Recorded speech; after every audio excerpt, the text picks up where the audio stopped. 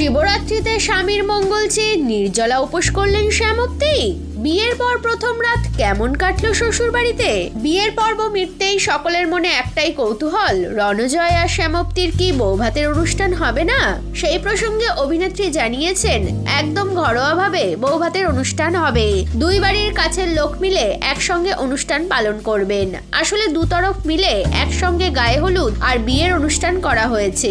বৌভাত তাই ঘরোয়াভাবে হবে, আলাদা করে প্রীতিভোজের কোনো আয়োজন থাকবে না। এদিকে বিয়ের পরদিনই ছিল শিবরাত্রি, কিন্তু বিদায়ের তোড়জোড় নিয়ে নায়িকা এতটাই ব্যস্ত ছিলেন যে এবার আর উপোস থাকা হয়নি। তবে তিনি জানিয়েছেন, পরের বছর শিবরাত্রিতে স্বামীর মঙ্গল চেয়ে নিষ্ঠার সঙ্গে সমস্ত আচার অনুষ্ঠান পালন করবেন। প্রসঙ্গত এই মুহূর্তে হানিমুনের কোনো প্ল্যান নেই তাদের। বেশ কিছু কাজকর্ম পেন্ডিং পড়ে আছে, সেসব গুছিয়ে উঠে নিশ্চিন্ত মনে বেড়াতে যাবেন টলিপাড়ার এই নয়া দম্পতি।